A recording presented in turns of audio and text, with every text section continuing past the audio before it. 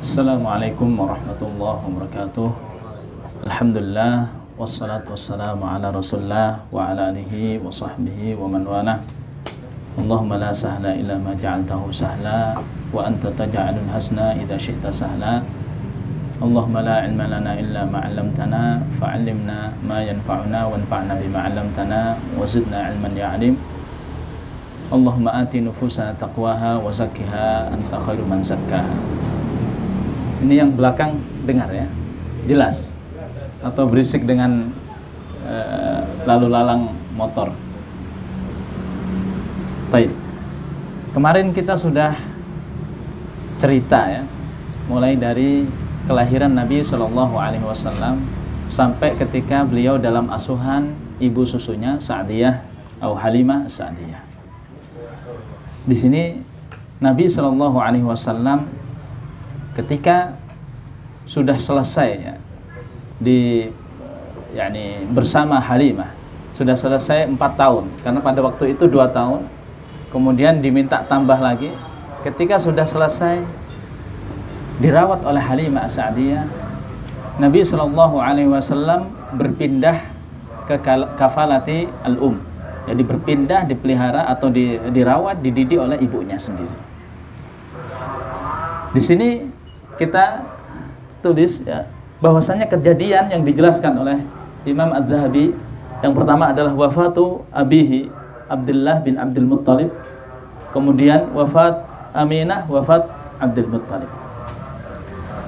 Wafat Abdullah ayahanda Nabi Muhammad sallallahu alaihi wasallam. Wafat di sini dijelaskan riwayat yang banyak ya. Ada yang mengatakan beliau sudah berumur 18 bulan, ada yang mengatakan bahkan beliau masih dalam kondisi di dalam kandungan. Dan itu yang akan kita ambil. Rasulullah Shallallahu Alaihi Wasallam kehilangan ayahandanya ketika beliau masih dalam kandungan. Dan pada saat itu ayahanda Rasulullah Shallallahu Alaihi Wasallam sedang pergi berdagang ke Syam. Ya. Sepulangnya berdagang di Syam, ketika melewati Madinah yang pada saat itu Yathrib, karena di situ ada paman ayahanda Rasulullah Shallallahu Alaihi Wasallam, yaitu dari istrinya Hashim. Hashim itu kan kakeknya, buyutnya. Jadi buyutnya Rasulullah Shallallahu Alaihi Wasallam itu menikah dengan orang ahli Madinah. Makanya di antara paman-paman dari neneknya Abdullah ini tinggal di Madinah. Ketika singgah di situ, maka wafatlah ayahanda Rasulullah Shallallahu Alaihi Wasallam di Madinah.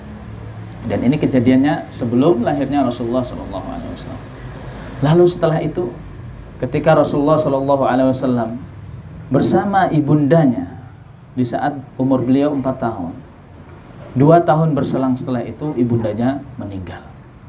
Dan meninggalnya sekembalinya dari Madinah juga, jadi di tengah jalan.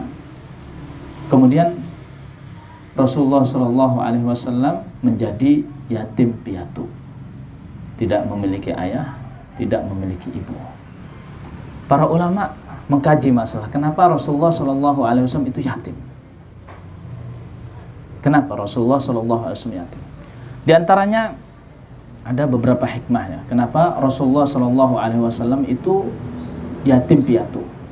Ada 2 yang mungkin bisa kita ambil hikmah. Sesungguhnya ada banyak sekali, tapi kita cukupkan 2 saja. Yang pertama, tidak ada kesusahan yang dialami oleh umat ini kecuali Rasulullah Shallallahu Alaihi Wasallam merasakannya.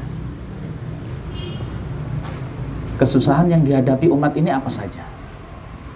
Yatim, Rasulullah pernah. Yatim piatu, Rasulullah pernah. Anaknya meninggal ketika kecil, pernah dialami Rasulullah. Istrinya meninggal, istri yang dia cintai meninggal, pernah dialami. Pamannya, kakeknya meninggal, pernah dialami. Rasulullah Shallallahu Alaihi Wasallam dicaci maki, dituduh orang gila, pernah dialami. Jadi semua kesusahan yang dialami oleh umat ini, maka pernah dirasakan oleh Rasulullah Shallallahu Alaihi Wasallam. Dan ini lebih membuat Rasulullah Shallallahu Alaihi Wasallam sayang terhadap umatnya. Coba kalau kita renungkan ya, orang yang pernah merasakan kesusahan, ketika melihat orang yang susah sama seperti dia, maka dia akan merasakan iba. Nah, maka ini hikmah yang pertama, bahwasanya Rasulullah merasakan segala kesusahan yang dialami oleh umatnya. Kemudian hikmah yang kedua, ya, supaya tidak ada uzur bagi umatnya untuk tidak meneladani Rasulullah. Mungkin di antara kita ingin meneladani Rasulullah, kemudian dia uzur. Anak kan waktu kecil yatim. Tidak ada uzur, Rasulullah waktu kecil yatim. Atau mengatakan Rasulullah SAW waktu kecil miskin. Tidak ada uzur, karena Rasulullah SAW juga waktu kecil miskin. Sebagaimana yang akan kita ketahui bahwasanya beliau itu pernah menggembala domba. Nah, demi untuk menafkahi dirinya, beliau memelihara domba. Baik. Rasulullah SAW bersama ibunya 2 tahun. Ketika beliau menginjak usia 6 tahun, ibunya wafat. Kemudian beliau berpindah ke kafalati al-jad.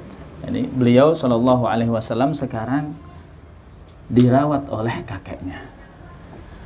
Dan itu pun tidak berlangsung lama. 2 tahun juga. Ketika Rasulullah SAW bersama kakeknya, itu terjadi kejadian yang sangat luar biasa.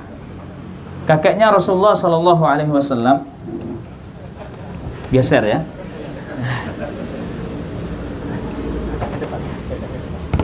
Ya, kakeknya Rasulullah SAW itu adalah orang yang dihormati di Quraisy. Ya. Oh, maju.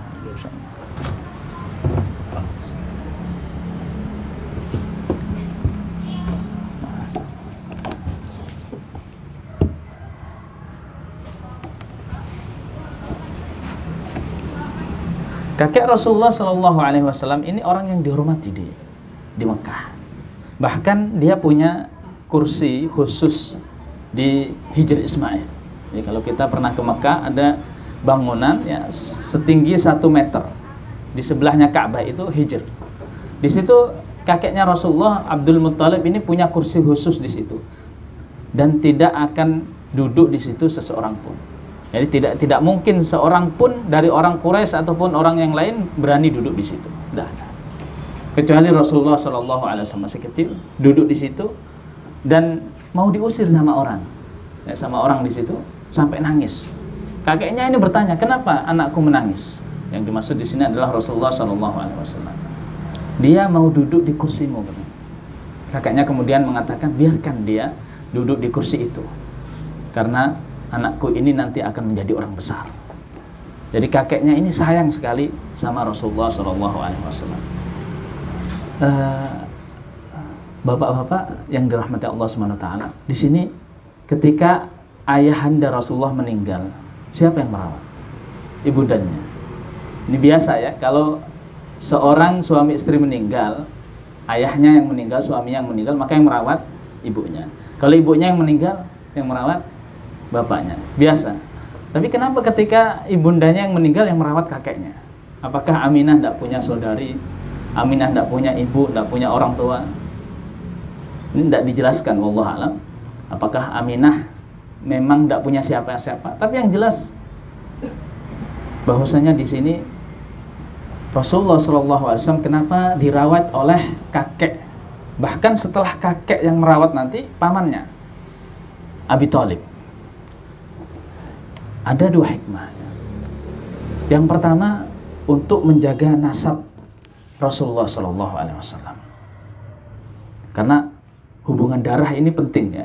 Makanya ketika Aminah itu suaminya meninggal, Aminah tidak pulang ke rumahnya Aminah, namun tetap tinggal di lingkungan kakeknya, yaitu lingkungannya keluarganya siapa? Abdullah.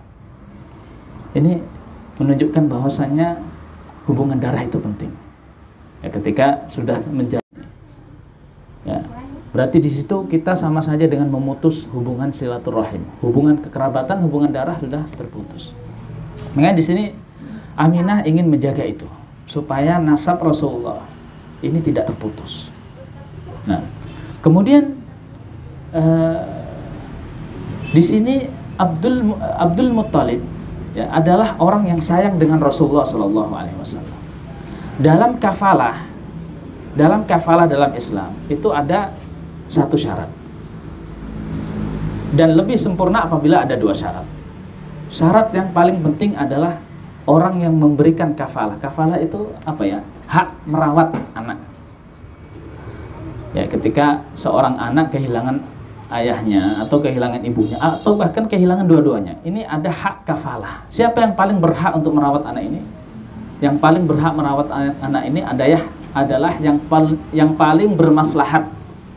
Yang paling berhak merawat anak ini adalah yang paling memberikan maslahat kepada anak itu. Itu syarat utama itu. Jadi kalau seandainya di antara ayah ibu yang paling maslahat siapa? Biasanya siapa? Kalau kecil biasanya ibu. Ini dalam kondisi normal, dua-duanya adalah orang soleh misalkan. Kalau sudah besar siapa? Kalau perempuan siapa? Kalau laki-laki siapa? Ini harus dipertimbangkan siapa yang paling maslahat. Di sini yang paling maslahat adalah kakek Nabi Muhammad SAW, Abdul Muttalib. Demikian juga nanti ketika Abdul Muttalib wafat ini, Abdul Muttalib berwasiat untuk siapa? Abu Thalib, supaya merawat Muhammad SAW. Karena yang paling bermaslahat adalah pamannya Abu Thalib. Abu Thalib ini saudara kandungnya ayahanda Rasulullah SAW, Abdullah. Makanya dia yang paling sayang dengan Rasulullah SAW. Jadi syarat utama untuk merawat seorang anak adalah melihat maslahat. Siapa yang paling bermaslahat di sini? Tentu maslahat yang dimaksud di sini adalah maslahat secara umum, baik maslahat duniawi atau maslahat ukhrawi yang paling utama ya. Bagaimana supaya agama anak ini terjaga, supaya akhlaknya juga terjaga. Kemudian yang kedua ya, ini sebagai penyempurna saja, mampu, artinya mampu menafkahi anak ini. Dan ini tidak wajib ya, seandainya orang yang kafilnya ini, orang yang merawat walinya ini tidak mampu pun tidak apa-apa. Karena bisa jadi anak ini mewarisi harta dari orang tuanya, sehingga diberikan nafkah dari hartanya. Atau yang merawat ini menghutangkan untuk anak ini. Ya. Artinya apa? Menghutangkan artinya berhutang demi untuk menafkahi anak ini. Ketika balik nanti anak ini yang bayar. Dan ini sebagai penyempurna saja. Makanya ketika kakek Rasulullah SAW Abdul Muttalib wafat, siapa yang menggantikan Abu Thalib? Abu Thalib itu siapa? Abu Thalib adalah tokoh Quraisy. Namun Abu Thalib itu terkenal dengan miskin dan banyak anak. Miskin dan banyak anak. Mungkin diantara kita bertanya, kok bisa miskin jadi tokoh? Orang miskin bisa jadi tokoh? Heran kita kan? Mungkin mereka juga heran kepada kita. Kenapa orang kaya sekarang bisa jadi tokoh? Kebalik. Jadi zaman dulu itu yang jadi tokoh justru orang miskin. Sekarang kita yang jadi tokoh orang kaya. Kebalikannya. Kok bisa? Orang Abu Thalib itu miskin, ya, itu justru karena dermawannya.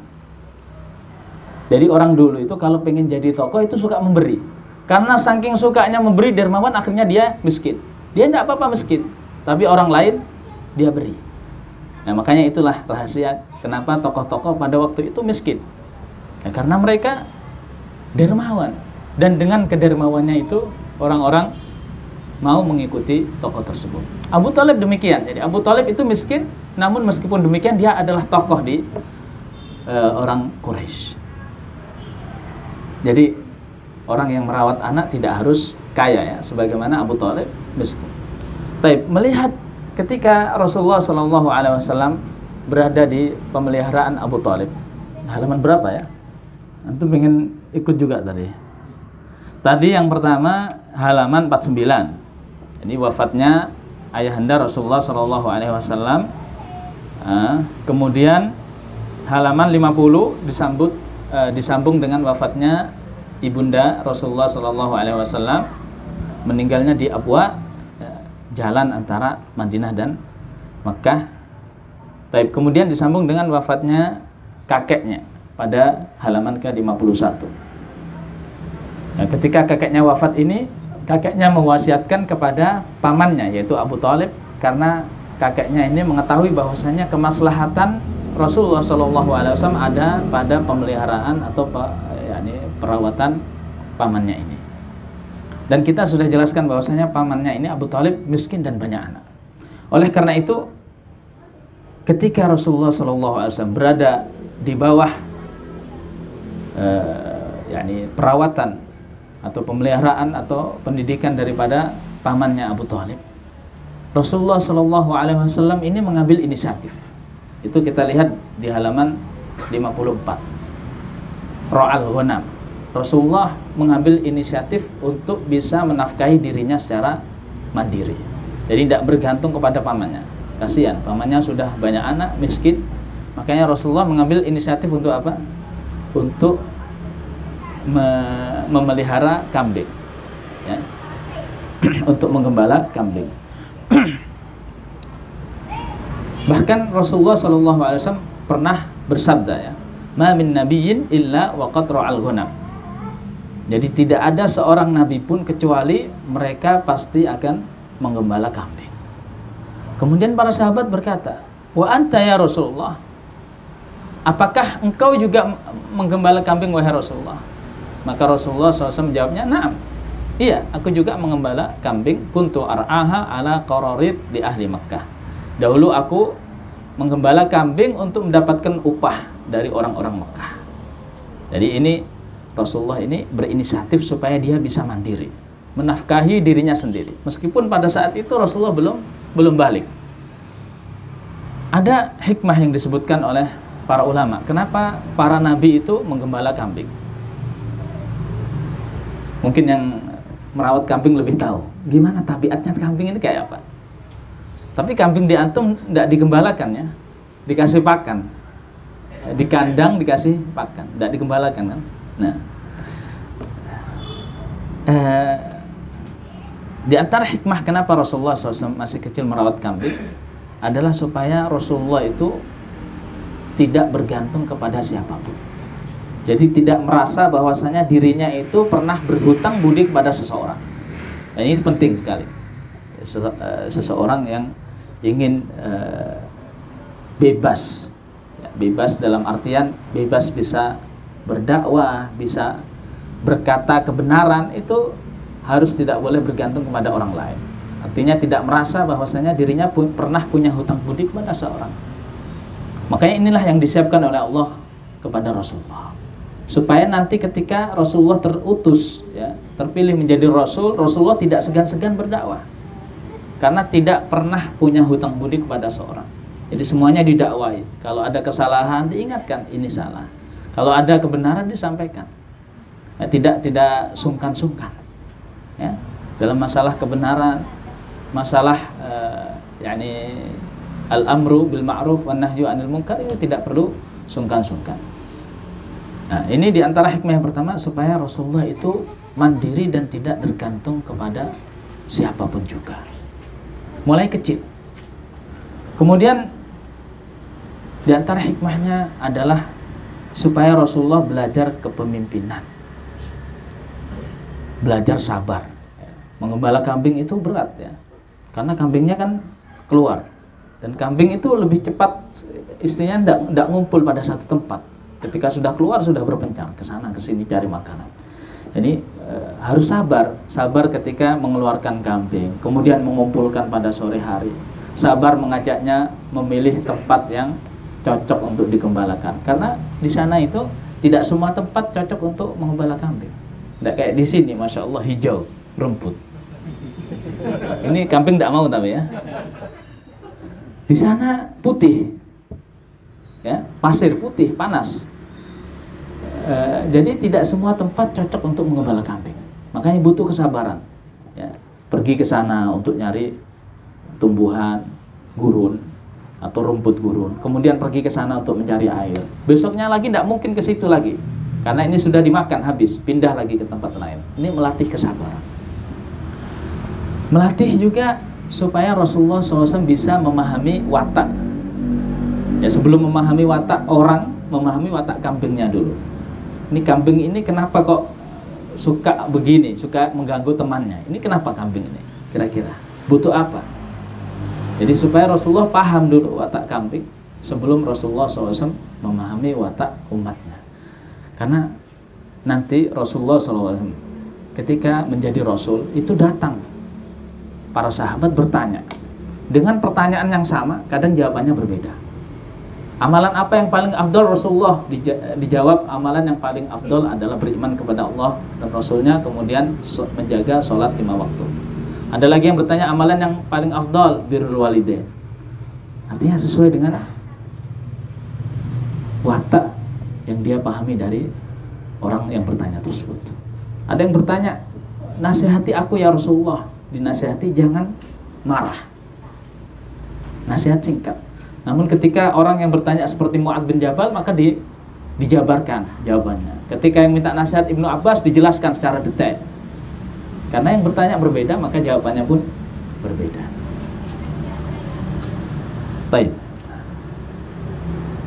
Kemudian pada halaman ke-55 Imam Az-Zahabi menceritakan tentang safar Rasulullah SAW dengan pamannya Abu Thalib ke Syam untuk berdagang. Di sini beliau panjang lebar ya menjelaskan tentang riwayat yang mungkar. Riwayat yang mungkar artinya tidak bisa diterima.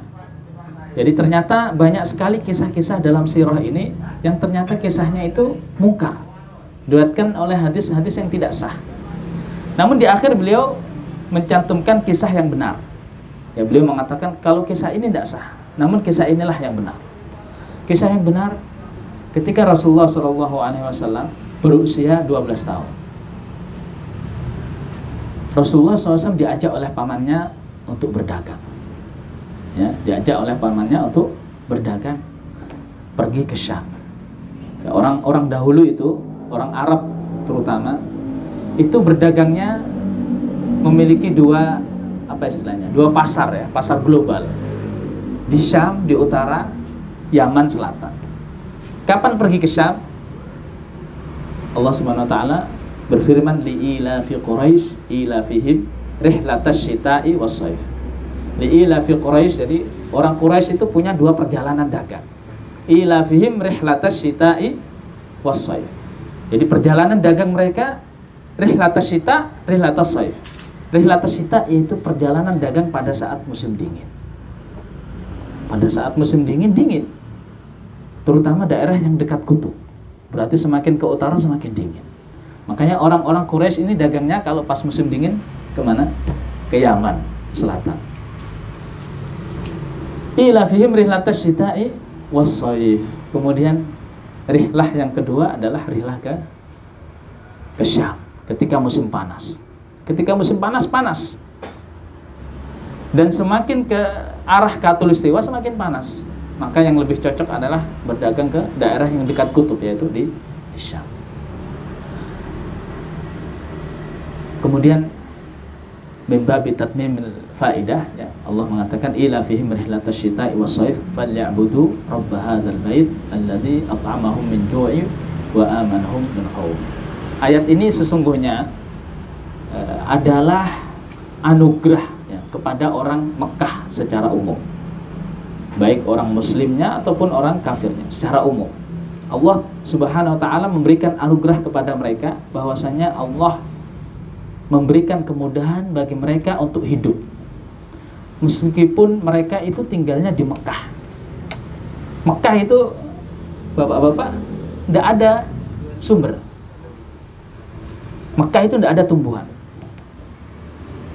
Makanya ketika Nabi Ibrahim di awal kali ya, menemukan Mekah, kemudian meninggalkan anak dan istrinya, yaitu Hajar dan anaknya Ismail. Nabi Ibrahim itu mengeluh, ya, bukan mengeluh, tapi istilahnya menyampaikan suara hatinya, bahwasanya di sini itu negeri yang tidak bisa tumbuh satu tumbuhan pun. Kemudian Nabi Ibrahim meminta supaya Allah memberikan rizki kepada anak cucunya nanti dengan buah-buahan. Doanya Nabi Ibrahim ini luar biasa ya. Keyakinannya Nabi Ibrahim luar biasa. Di tanah yang tandus, jangankan tumbuhan, mungkin lumut saja tidak tumbuh, jamur saja tidak tumbuh. Namun Nabi Ibrahim meminta apa? Buah-buahan. Buah-buahan kan tidak mungkin tumbuh kecuali di tanah yang subur. Inilah keyakinan Nabi Ibrahim. Dan subhanallah sekarang buah apa saja di Mekah ada. Ya. Meskipun pohonnya tidak ada, tapi buah apa saja ada. Di Mekah itu kan tanahnya kering, tanahnya tandus. Maka Allah SWT memberikan kemudahan kepada mereka untuk perjalanan syafar dalam rangka berdagang. Falya'budu rabb hadzal bait, maka sembahlah Rabb hadzal bait, sembahlah Allah SWT saja. Ketika engkau wahai orang kufar Quraisy mendapatkan nikmat, maka sembahlah Allah saja. Ini seolah-olah menyentil kita ya. Kalau orang-orang Mekah saja dalam kondisi yang demikian, itu Allah SWT perintahkan untuk menyembah karena mendapatkan nikmat. Bagaimana dengan kita? Nikmatnya sangat banyak kita ini. Subhanallah, ya, tanah di emperan rumah itu bisa ditanami apa saja. Subhanallah. Bahkan tongkat ketika dilempar pun tumbuh. Luar biasa. Berarti kita lebih berhak, lebih wajib untuk menyembah Allah SWT karena nikmat yang Allah berikan kepada kita sangatlah banyak. Falya'budu rabb hadzal bait alladzi at'amahum min ju'in wa amanahum min khauf. Jadi ada dua nikmat yang paling jelas didapatkan oleh ahli Mekah, yaitu yang pertama adalah memberikan kekenyangan dari lapar. Jadi Allah lah yang memberikan mereka makanan sehingga mereka tidak lapar. Padahal di situ tidak ada makanan, tidak ada tumbuhan. Dan Allah lah yang memberikan keamanan ketika mereka ketakutan. Makanya dinamakan Al-Baladul Amin, ya, negeri yang tenang. Jadi dua nikmat ini yang paling kita rasakan. Nikmat kita tidak kelaparan, nikmat kita merasa aman. Baik. Rasulullah SAW pergi bersama pamannya ketika beliau umur 12 tahun. Sebelum sampai ke Syam, ya, beliau berteduh di sebuah tempat dekat dengan Sauma'ah. Apa Sauma'ah? Istilahnya adalah ma'bad, tempat ibadahnya seorang pendeta. Jadi tempat ibadahnya rahib. Beliau dan rombongan orang Quraisy bersinggah di situ.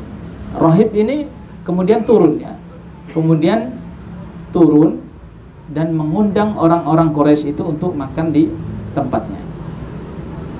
Karena beliau merasa ada tanda-tanda bahwasanya ada nabi, ada seorang nabi akhir zaman yang bersama mereka. Ketika diundang ternyata datang semua. Rahib ini mencari-cari mana ya kira-kira yang ada tanda-tanda nabi. Ternyata tidak ada. Akhirnya rahib ini Bahira bertanya kepada orang-orang Quraisy, "Wahai orang-orang Quraisy, apakah semua di antara antum ya, semua rombongan kalian itu datang ke sini?"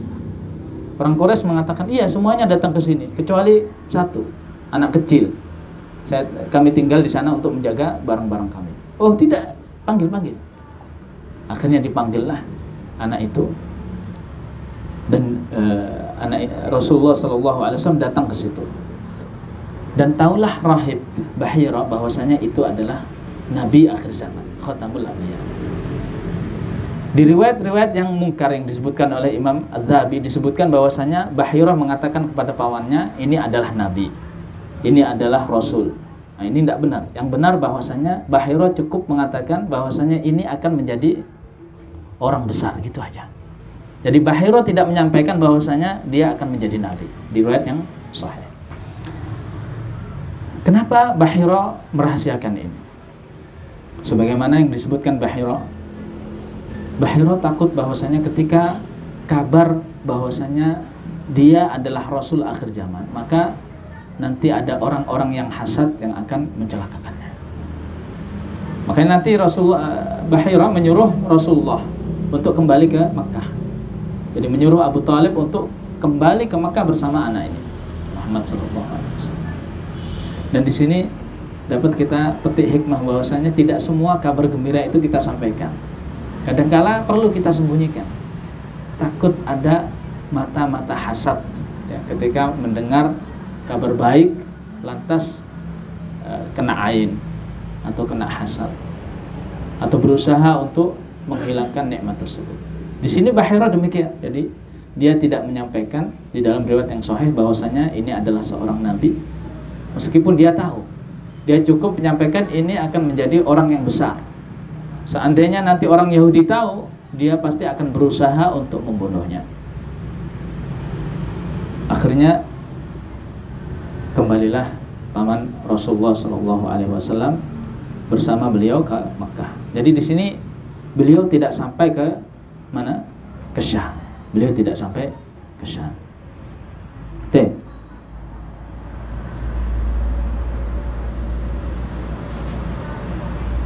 Di halaman ke-60 Imam Az-Zahabi mengatakan ada bentuk-bentuk penjagaan Allah Subhanahu wa taala terhadap Rasulullah sallallahu alaihi wasallam. Di antaranya suatu ketika ya, Rasulullah sallallahu alaihi wasallam ini sedang bermain bersama teman-temannya. Bermain membuat istilahnya apa? Membuat sebuah mainan besar ya, dari batu. Dan mereka semua mengangkat batu. Dan karena batunya itu besar, panas, maka mereka jadikan pakaian itu di pundaknya. Jadi pakaian izarnya, sarung itu dilepas kemudian ditaruh di pundaknya untuk mengangkat batu. Kemudian dikatakan kepada Rasulullah SAW, "Wahai Muhammad, kenapa engkau tidak lakukan apa yang kami lakukan? Lepas sarungmu itu, kemudian taruh di pundakmu, kemudian engkau angkat batu itu supaya tidak sakit pundakmu, karena batunya besar, panas." Maka Rasulullah SAW seketika hendak melakukan apa yang dilakukan oleh anak-anak pada saat itu. Ketika beliau hendak membuka sarungnya, maka beliau pingsan. Jadi tidak sempat membuka sarungnya, beliau pingsan.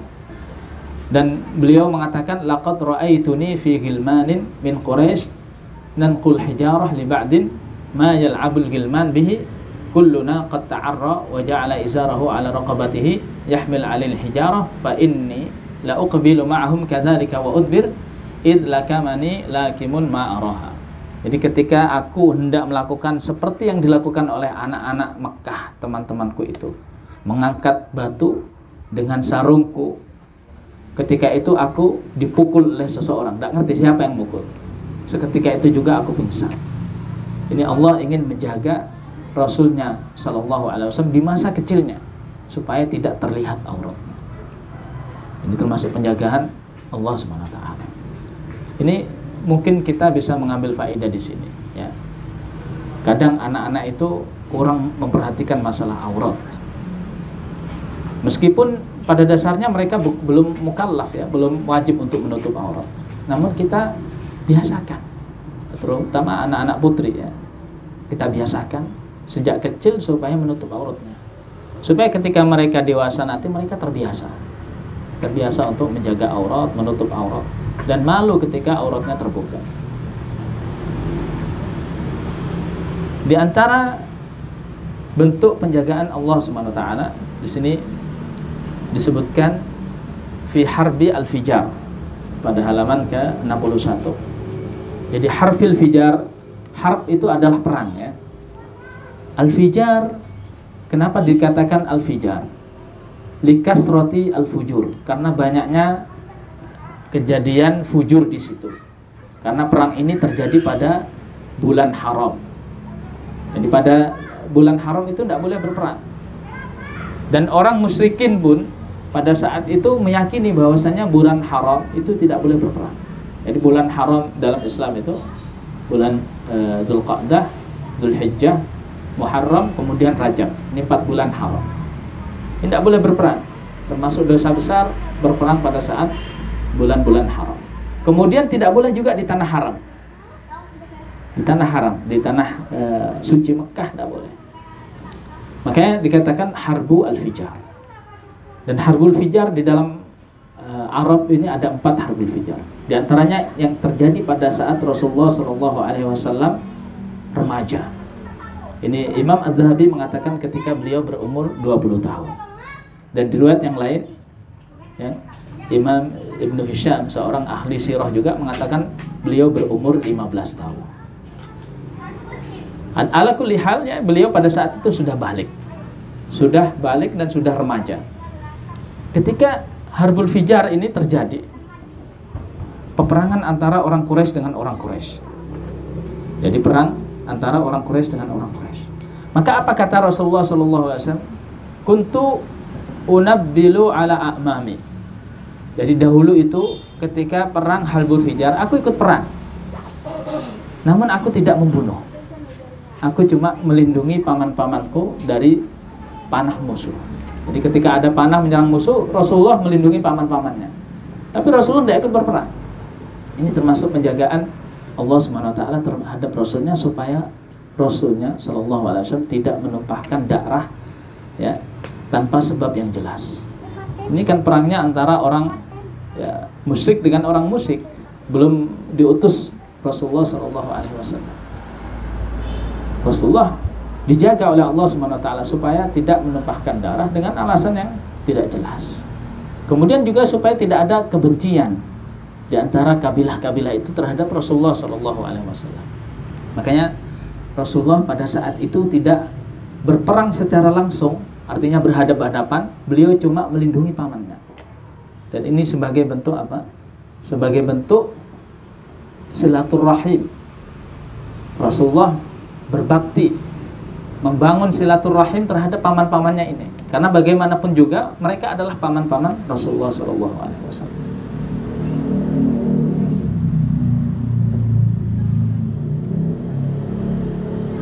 Baik. Pada halaman 63 dijelaskan bahwasannya itu pada saat pertama kali Rasulullah SAW bermuamalah ya, dengan Khadijah radhiyallahu anha. Ketika Rasulullah SAW menginjak umur 25 tahun, Khadijah adalah seorang wanita kaya, seorang pedagang yang mana memiliki kebiasaan biasanya menyewa orang untuk melakukan perdagangan. Ya, orang Mekah itu kalau berdagang itu melakukan jual dan juga beli.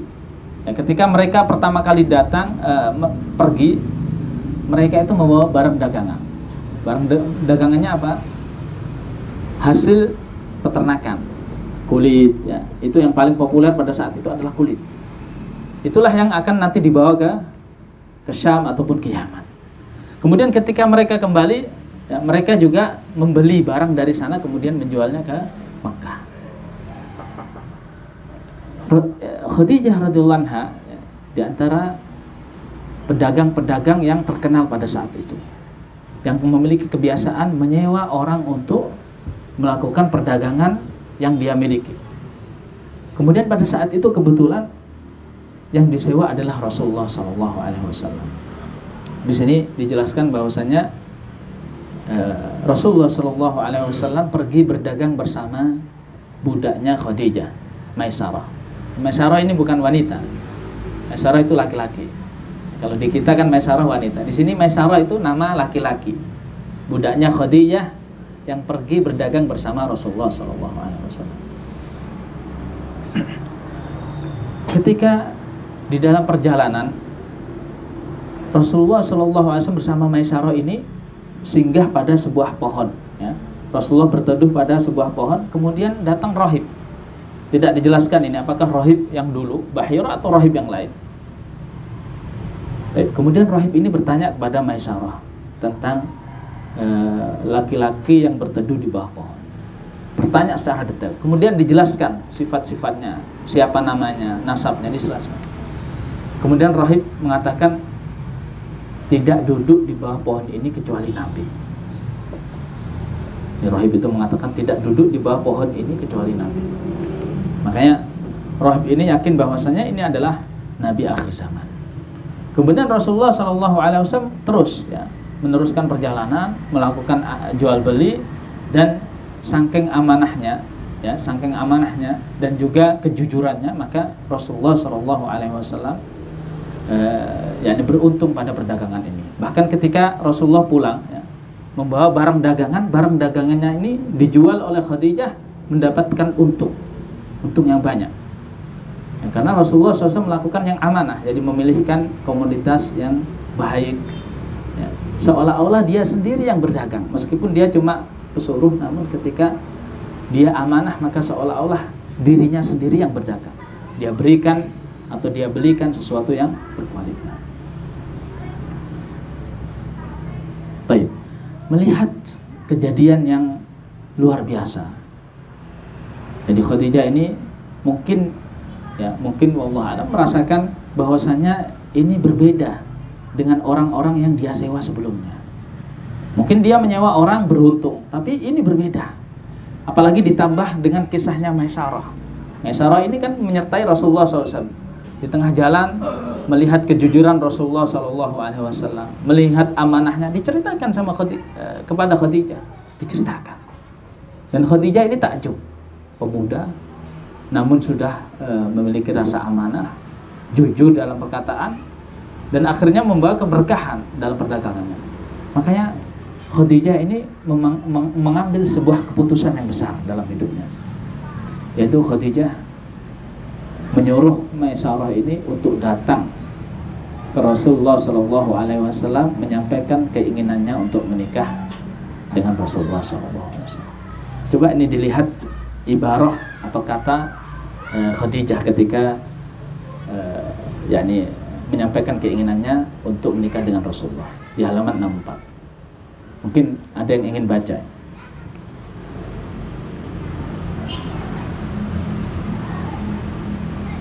Halaman 64 yang terakhir. Baik, Khadijah mengutus seseorang, mengutus paman, yabna ammi, memutus seseorang. Di sini tidak jelaskan siapa. Yabna ammi, inni qad raghibtu fika li qarabatika wa amanatika wa sidqika wa husni khuluqika. Sudah dapat ya?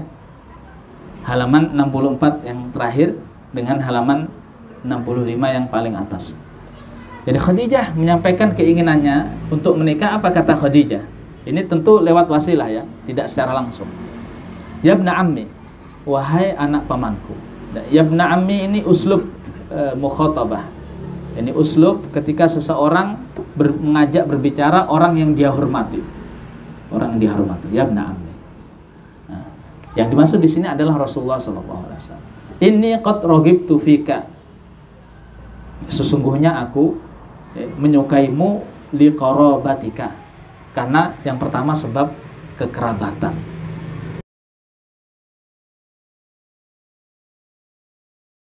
Jadi ada kekerabatan antara Rasulullah SAW dengan Khadijah. Kita sebutkan kemarin nasabnya Rasulullah siapa? Muhammad bin Abdullah bin Abdul Muttalib bin Hashim bin Abdi Manaf bin Qusay. Nasabnya Khadijah, Khadijah binti Khuwailid binti siapa? Binti Abdul Uzza binti Qusay, ya, binti Qusay. Jadi ketemu di Qusay. Inni qad raghibtu fika liqarabatika. Yang pertama karena kekerabatan, dua-duanya dari Quraisy, dua-duanya keturunan Qusay. Wa amanatika, yang kedua karena amanatmu. Yang ketiga wasidqika, karena kejujuranmu. Yang keempat wa husni khuluqika, karena akhlakmu yang baik. Subhanallah. Jadi kenapa kenapa Khadijah ingin menikah dengan Rasulullah? Sebabnya 4 ini. Sebagaimana yang disebutkan oleh Khadijah sendiri. Karena kekerabatannya, amanat, karena kejujurannya, karena kebaikan akhlaknya. Adakah di sini sebab pernikahan Khadijah karena Muhammad SAW kaya?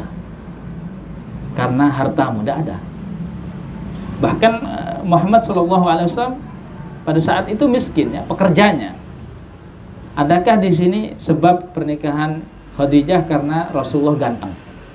Meskipun Rasulullah memang ganteng, tapi adakah sebab di situ? Di jamalika? Tidak ada. Nah, dari sini kita ketahui bahwasanya inilah apa istilahnya, kriteria calon suami yang baik di sini. Jadi akhlaknya baik, amanahnya, kejujurannya, kemudian nasabnya. Ini sebagaimana yang disebutkan oleh Rasulullah SAW, ya, idza ja'akum man tardawna dinahu wa khuluquhu fasawwiju. Apabila datang kepada kalian seorang pemuda yang baik agamanya, baik akhlaknya, maka nikahkanlah. Nah, tentu di sini tidak sebutkan agamanya, ya, karena pada saat itu belum turun wahyu. Khadijah belum masuk Islam. Jadi disebutkan tentang akhlak Rasulullah Shallallahu Alaihi Wasallam. Kemudian Rasulullah Shallallahu Alaihi Wasallam memberitahukan kabar tentang keinginan Khadijah ini kepada paman-pamannya. Ya, Rasulullah memberitahu bahwasanya Khadijah ini ingin menikah, ya, ingin menikah denganku. Diberitahukan ke paman. Akhirnya datanglah Hamzah, ya, Hamzah bersama Rasulullah SAW kepada bapaknya Khadijah, Khuwailid, untuk melamar Khadijah. Lantas apa yang dijadikan mahar oleh Rasulullah SAW? Wa asdaqahan Nabiyyu sallallahu alaihi wasallam isrina bakrah. Rasulullah SAW memberikan mahar 20 bakrah. Bakrah itu apa? Bakrah itu adalah onta muda. Jadi 20 onta.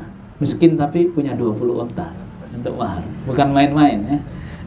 Bukan seperangkat alat sholat, ya. Kalau kita mau miskin kaya seperangkat alat sholat. Nanti yang lain itu bergantung, ya. Di sini 20 ekor onta. Kenapa begitu? Bukankah Rasulullah SAW miskin? Pamannya juga miskin. Tapi kenapa kok besar sekali maharnya? Kenapa kira-kira? Karena yang dinikahi adalah Khadijah. Rasulullah tidak ingin merendahkan Khadijah. Yang dinikahi ini Khadijah, orang kaya, orang terpandang. Bagaimana mungkin dinikahi dengan seperangkat alat sholat?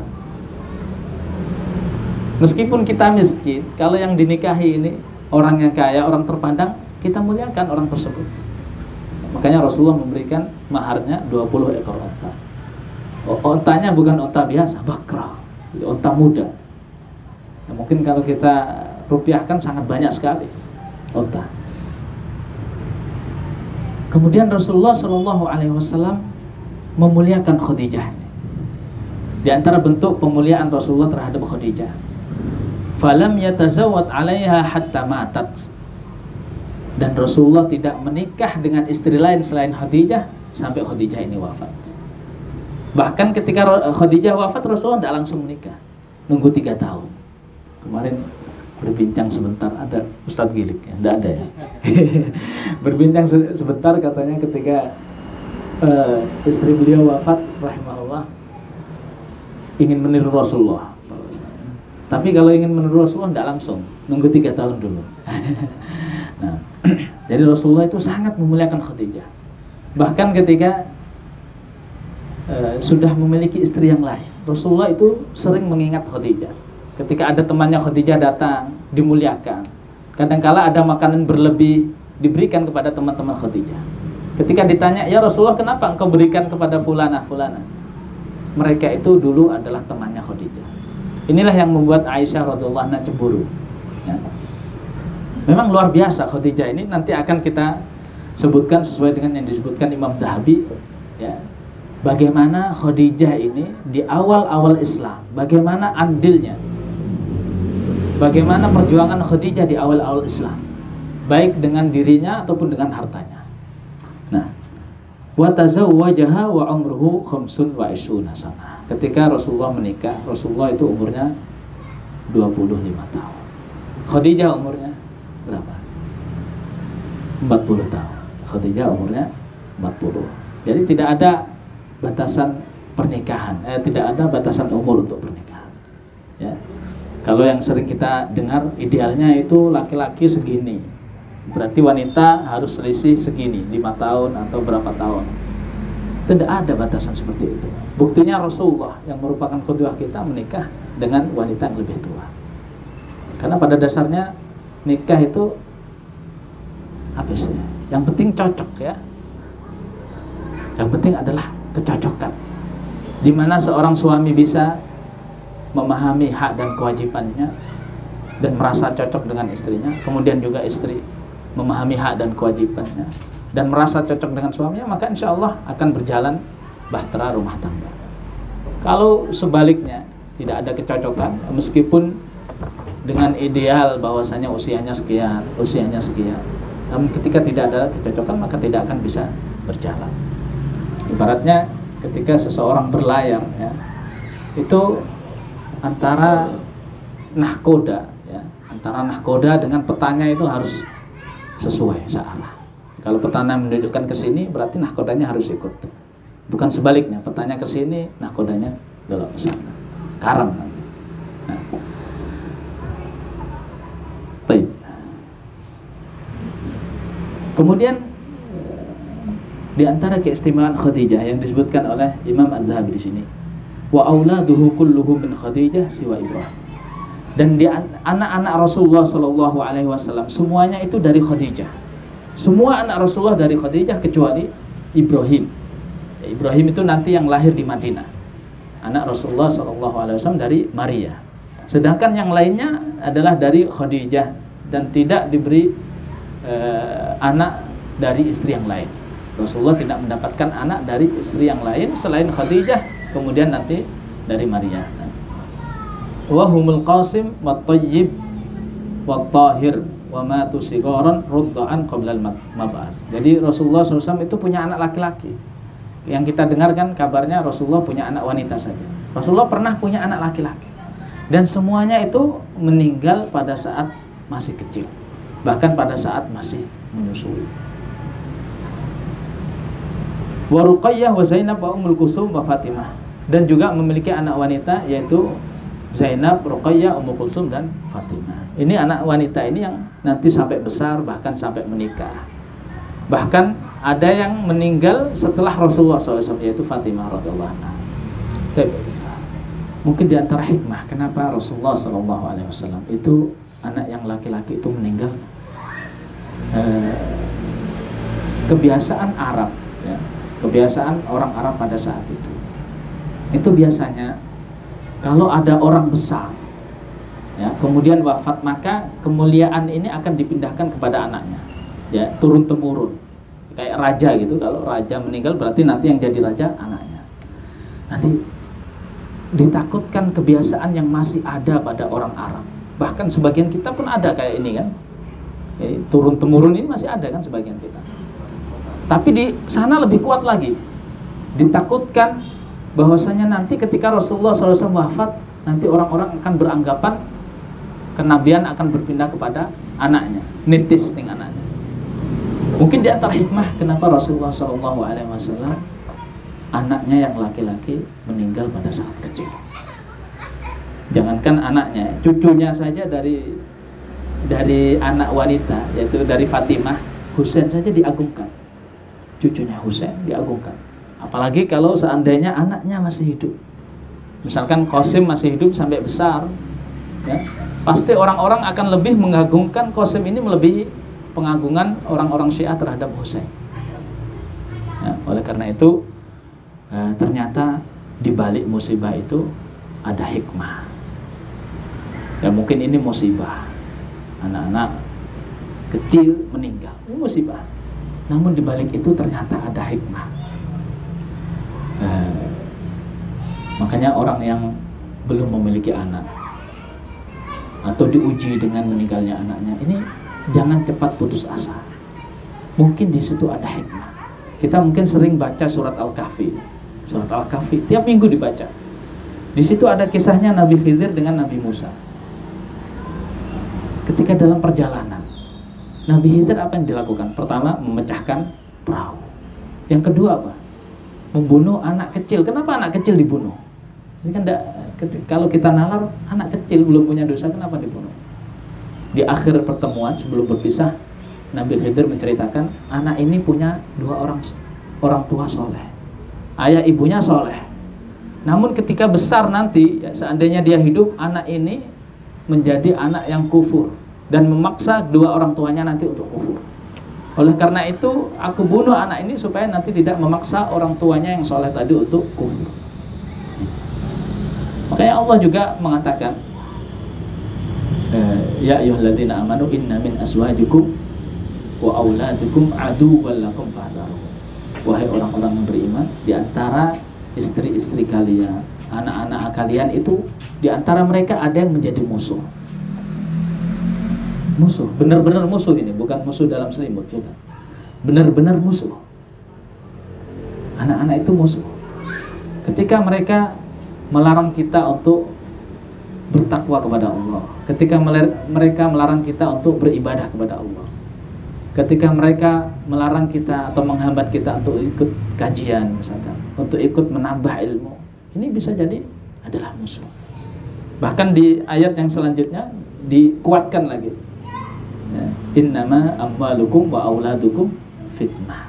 Sesungguhnya harta-harta kalian dan anak-anak kalian itu adalah fitnah. Ini fitnah. Dengan anak seseorang bisa terfitnah.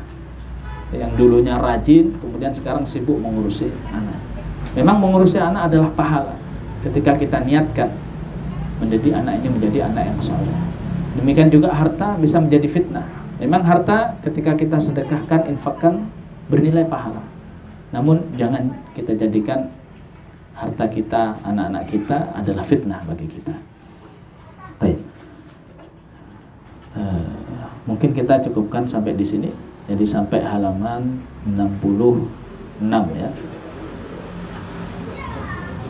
Baik. Ada yang bertanya atau menyampaikan sesuatu, tafadhal. Nah, oh, ada MC-nya. Fadhal. Masya Allah, alhamdulillah. Tambahan ilmu yang sangat berguna, bermanfaat sebagai bentuk kita silaturahmi dua arah. Kita buka tanya jawab tadi. Monggo, bapak-bapak, kami persilakan.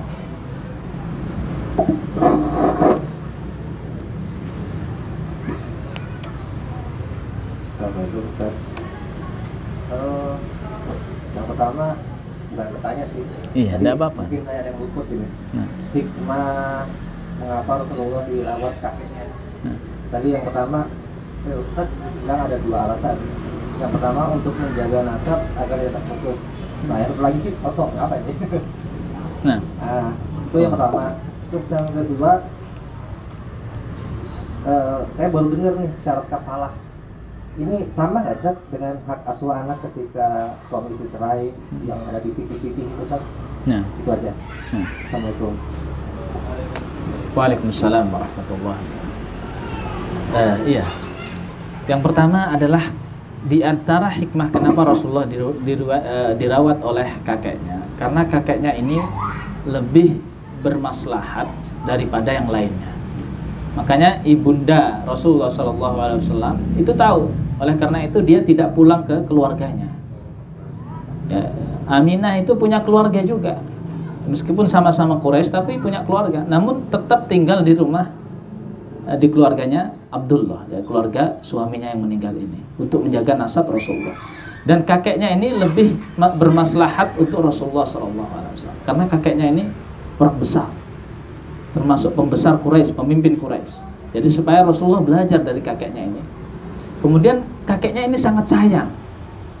Kita tahu bahwasanya Abdul Muthalib ini pernah bernazar, ya, kalau seandainya dia punya 10 anak laki-laki maka satu disembelih. Pernah dengar? Abdul Muthalib itu anaknya banyak laki-laki, wanita juga banyak. Dia pernah bernazar kalau punya 10 anak laki-laki akan disembelih. Ketika diundi ternyata jatuh pada Abdullah. Dan saking sayangnya Abdul Muthalib dengan Abdullah ini, akhirnya diganti dengan 100 ekor unta. Jadi yang disembelih akhirnya 100 ekor unta, bukan Abdullah. Nah, begitu wafat Abdullah ini, kakeknya lebih sayang sama cucunya ini, Muhammad SAW. Makanya ini masuk ke pertanyaan yang kedua, syaratnya tadi yang merawat itu memberikan kemaslahatan, jadi lebih bermaslahat untuk anak. Ini syaratnya. Kalau seandainya yang merawat tadi tidak memiliki kemaslahatan, misalkan orang yang fasik, ya, atau bahkan non muslim, maka tidak boleh. Jadi nanti urutannya dilihat setelah syarat ini terpenuhi. Jadi kalau dua-duanya terpenuhi syaratnya, misalkan bercerai, ya, dua-duanya itu baik, syaratnya terpenuhi, nanti dilihat urutannya. Kalau salah satunya tidak memenuhi syarat, langsung tidak usah dilihat urutannya. Misalkan yang lebih utama untuk anak kecil yang merawat siapa? Ibunya, kan? Ya. Namun ketika ibunya itu tidak memenuhi syarat, ya tidak dilihat, langsung ke bapaknya. Ya, daripada nanti anak ini tambah rusak, udah langsung kasihkan. Nah. Untuk anak ini. Monggo duduk dulu. Disilahkan yang lain. Jadi bapaknya hampir sudah. Mungkin ada tambahan, Pak. Sudah cukup jelas. Monggo.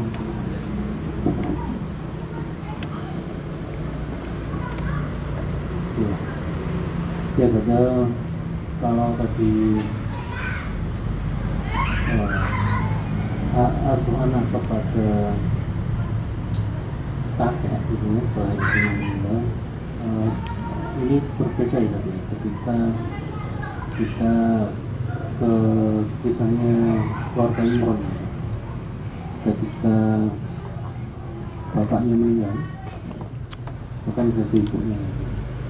Nah, ibunya ini kemudian saya nggak tahu ya secara tim bagaimana. Kemudian Isa ini diasuh oleh pamannya atau siapa? Imron, Zakaria. Maryam. Iya, Maryam. Maryam. Maryam kan dia sudah. Nah, kenapa? Ini kapan kita akan pisah seperti ini dan bagaimana nanti prosesnya? Jadi kalau akan ada beberapa yang mengatakan bahwa ini undian Zakaria yang menang. Nah, itu pada prakteknya nanti di lapangan bagaimana ya? Baik. Tentang kisah Maryam ini sebetulnya ibunya Maryam itu pernah bernadar untuk mewakafkan anaknya untuk memelihara Masjidil Aqsa. Nadar. Tapi ternyata yang lahir wanita, dan wanita kan tidak mungkin dia bisa melakukan apa yang dilakukan oleh laki-laki karena butuh mahram. Wallahu a'lam, kisah detailnya di dalam hadis ana kurang tahu. Namun ini wallahu a'lam bukan masuk dalam kafalah sebagaimana anak kecil kafalah. Karena yang zahir di sini ketika Nabi Zakaria melakukan undian, di sini yang melakukan undian adalah antara pengurus masjid itu. Karena nanti Maryam akan masuk ke masjid itu. Ya, jadi bukan kafalah anak sebagaimana anak yang kecil ditinggal mati. Karena pada hakikatnya Maryam itu ikut ibunya pertama. Kemudian nanti setelah umur tertentu nanti Maryam dinadarkan sebagaimana yang sebelumnya ibunya bernadar untuk menjaga Masjidil Aqsa. Disinilah kafalahnya di situ. Makanya yang melakukan undian itu Allah alam adalah Nabi Zakaria bersama pengurus Masjidil Aqsa. Nah, dan kita tahu bahwasanya pengurus Masjidil Aqsa di antara mereka bukan kerabat dari Maryam. Nah, Allah alam. Secara detailnya anak kurang tahu, ini yang bisa anak sebutkan. Mungkin Pak Win ada tambahan atau disambung barangkali bisa diselesaikan. Yeah.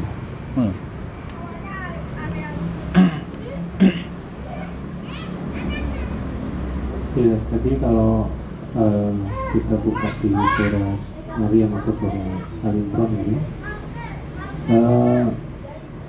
Nabi Zakaria ini secara zahir itu melihat adanya makanan di mihrabnya Maryam.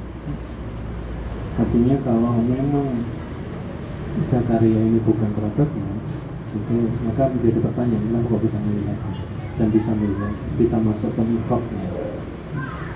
Jadi memang ini jadi memang baiknya dihadirkan terus, karena bisa jadi ini menjadi panduan kita semua ketika kemudian sang ibu gitu merasa bahwa kita tidak mampu untuk mendidik anak kita, maka yang berhak mendidik siapa dan bagaimana caranya gitu.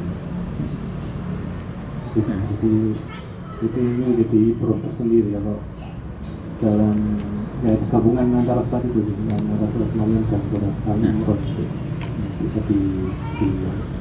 dikupas di situ. Baik, insyaallah mungkin butuh murajaah lagi ya. Kita lihat lagi secara detail ya, supaya kita tidak berandai-andai ya. Supaya kita tahu bagaimana kisah sebetulnya, kondisi sebetulnya. Ala kulli hal ya, ini kisah ini tidak masuk kepada kafalah yang anak. Karena zahirnya Maryam itu sudah besar. Akhirnya Maryam itu sudah besar. Nah, dan kalau seandainya yang kerabat itu adalah Nabi Zakaria, maka tidak perlu diundi. Nah, diundi tidak ada kafalah, ya, diundi. Padahal salah seorang di antaranya mungkin bukan kerabat. Nah, wallahu a'lam. Nah, ini perlu murojaah lagi. Ribut Pak Wid. Kalau saya gambaran saya mungkin ketika ya istri saya kurang mampu, salah satunya saya dekatkan dengan di Bulan kan ada ahli kelas Ustaz. Saya giring ke sana, saya dorong motivasi, silakan ikuti kajian. Jadi istri-istri kita kan juga banyak kekurangan. Bahkan kita sebagai suami juga ada banyak hal yang mungkin perlu ditambah lagi. Jadi menurut saya dekatkan dengan orang-orang yang soleh. Alhamdulillah, manut. Sekedar inspirasi dari saya, Pak. Monggo yang lain disambung, monggo masih pagi.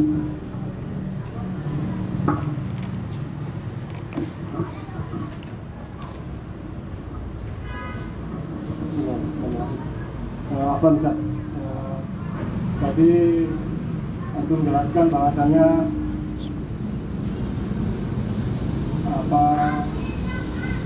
salah satu mengapa Khadijah memilih Rasulullah SAW itu sebagai suaminya.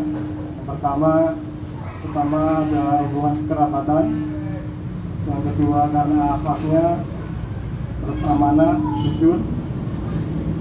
Apakah ini bisa dijadikan sebagai pegangan? Artinya apabila dibandingkan dari hadis Rasulullah SAW bahwasanya dalam memilih jodoh itu ada 4 hal. Yang pertama kecantikan, hartanya, terus keturunan, dan terakhir agamanya. Yang termaksudnya di sini bagaimana dengan hadis ini?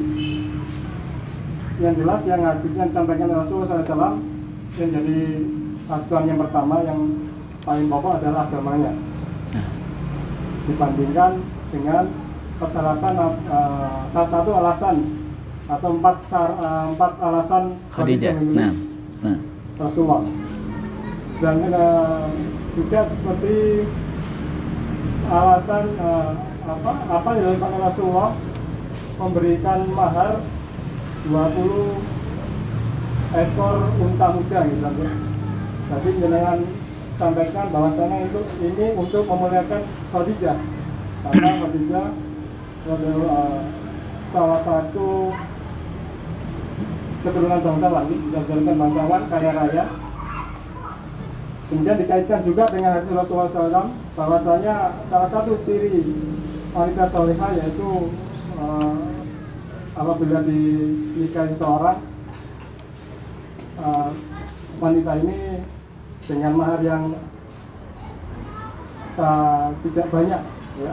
Bahkan sahabat ada yang di Sirah menceritakan dengan maharnya cincin dari besi, ya. Mohon dikoreksi yang saya sampaikan. Jadi kami butuh penjelasan. Masya Allah. Sebelum pertanyaan sebaiknya dikatakan ya siapa namanya, mungkin anak karena kebanyakan tidak kenal secara nama, tapi kalau wajah insya Allah tahu lah. Nah, siapa? Pak siapa? Pak Zaki, ya. Masya Allah, Pak Zaki. Masya Allah. Siapa yang mau nikah ini? Supaya jelas, jenengan atau siapa? Karena jawabannya berbeda ini. Sesuai dengan penanya, siapa yang mau menikah? Ya? Enggak, maksudnya siapa yang mau menikah? Apakah laki-laki atau wanita gitu loh? Nah, berbeda karena ya. Ya, kita katakan ya, syarat menikah bukan syarat sih sebetulnya, tapi kriteria. Berbeda syarat dengan kriteria, karena syarat ini berkaitan dengan sah tidaknya. Ini kriteria, yang afdal itu yang mana? Jadi kriteria yang ada pada wanita itu berbeda dengan kriteria yang ada pada laki-laki. Kalau wanita sebagaimana yang jenengan sebutkan tadi, ya, tungkahul mar'ah li arba'ah. Kriteria ini 4. Li jamaliha kecantikannya, li maliha hartanya, li hasabiha karena kemuliaannya, nasabnya, ya. Kemudian yang keempat li diniha. 4 kriteria, agama, hasab itu kemuliaan atau nasab, kemudian harta dan kecantikan. Ini kalau wanita. Tapi kalau laki-laki kriterianya cuma 2. Seperti yang saya sebutkan tadi, idza atakum man tardawna dinahu wa khuluquhu. Jadi agama dan akhlaknya. Jadi laki-laki tidak perlu dilihat tampangnya. Ya. Nanti kalau sudah jadi suami ganteng sendiri insyaallah. Ya. Oleh karena itu, ketika kita ingin mengambil kriteria, maka mana yang dijadikan patokan? Yang kita jadikan patokan adalah sabda Rasulullah SAW ini. Jadi sabda Rasulullah SAW ini kita jadikan patokan. Bagaimana dengan perbuatan Khadijah? Khadijah radhiyallahu anha, bukankah sudah istilahnya memilih kriteria? Yang kriteria itu mencakup dari sabda Rasulullah SAW tadi, baik agama dan akhlaknya. Agama pada waktu itu kan belum, ya, karena belum menjadi rasul. Jadi akhlaknya. Bahkan ini lebih ini, ya. Di qarabatika, amanatika, sidqika wa husni khuluqika.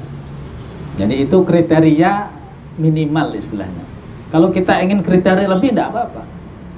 Nah, kriteria lebih tidak apa-apa. Namun kriteria yang disebutkan oleh Rasulullah SAW itulah yang kita cari. Kemudian dari kriteria-kriteria itu ada urutannya. Misalkan kriteria menikah seorang wanita, kan ada 4 kriteria. Kita mau cari semua, tafadhol silakan. Tapi di mana carinya?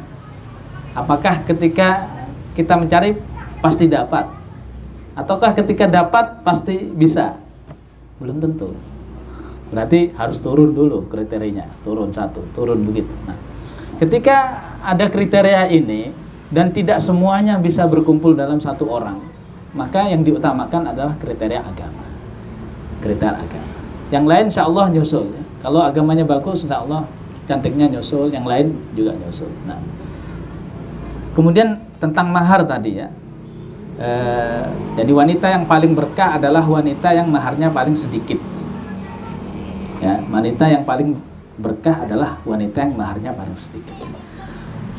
Di sini sebetulnya tidak wajib, ya, sedikit itu tidak wajib.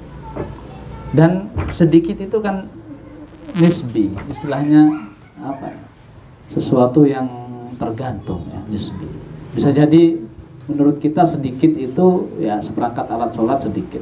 Tapi kalau pengusaha besar sedikit mobil ya sedikit. Ya, kita mungkin melihatnya banyak, tapi bagi mereka sedikit.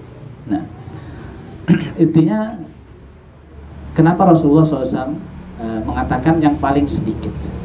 Ini tujuannya adalah untuk mempermudah. Jangan mempersulit. Kalau kita tidak mampu, mampunya cuma cincin besi, ya itu sudah jadikan mahal. Sesuai dengan kemampuan. Ya, Islam tidak ingin mempersulit dalam masalah pernikahan. Karena yang paling penting itu bagaimana menikah. Supaya terbangun keluarga, ya, supaya terbangun keluarga dan bisa menjaga dari fitnah. Itu yang paling penting. Sedangkan mahar ini tergantung kemampuan kita. Wallahu a'lam. Ya, benar. Apa? Menyambung tadi bahwa pernikahan ini adalah yang penting mudah, ya, sehingga mahar seperti cincin besi saja sudah diperbolehkan. Kalau memang demikian, mengapa harus ada mahar, gitu kan? Dan bukan lebih mudah lagi tanpa mahar. Apa hikmahnya ada mahar di sini?